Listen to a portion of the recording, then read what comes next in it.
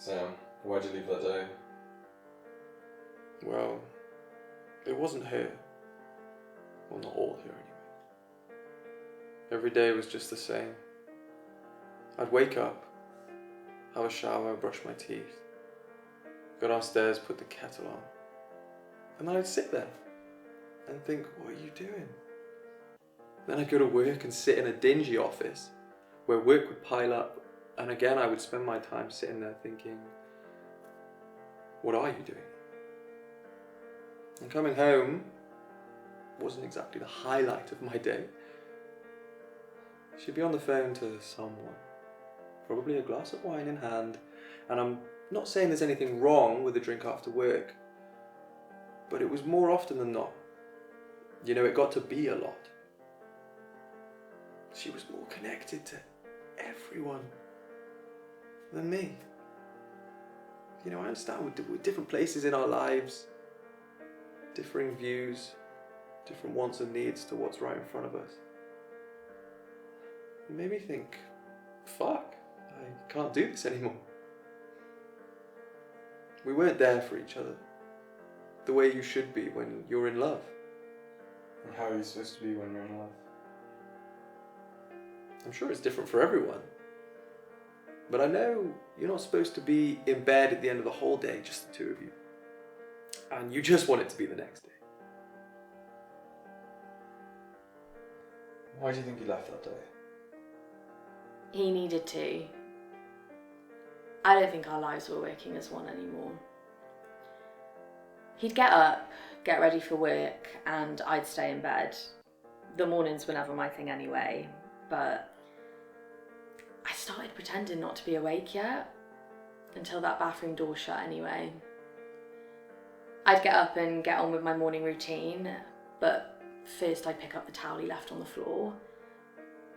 It was the little things, like going downstairs and washing up his mug from the morning. I've been working from home since COVID, and you just don't want dirt around you. He gets to go to work, an environment for working, and that environment is my home. I like to have a glass of wine after work. Who doesn't? Catch up with friends who've had a day of meetings and bitch about Jennifer who wore a tracksuit as a wedding dress during lockdown. It wasn't pretty. He'd come home, barely say hi, sit on the sofa and watch whatever game was on that evening. I don't drink out of 2 glasses for fun. The second was for him, because I used to want to catch up with him more than anyone else. Then I just stopped putting the second glass out. We got used to working alongside each other rather than together. You're supposed to be passionate, in love, and instead we were on parallel lines, never meeting in the middle. And what's love supposed to look like? Not us. I'm sure everyone will have a different version, and in a perfect world, the little things wouldn't be something big. But I think getting in bed next to the person you love, you should have that subconscious smile in the corner of your lips, the touch of your shoulders and your legs, and have that time to really enjoy being in that moment together. So why did you both come in today? You go. We got bad at communicating. That's for sure. It's often easier to talk to a stranger, even if it is together.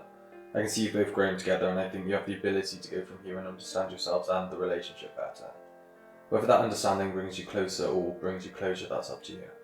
Sometimes people grow apart, life gets in the way, priorities change, people change. That doesn't make anyone the bad guy or the victim. Accept and appreciate the journey you've been on and decide where you're going.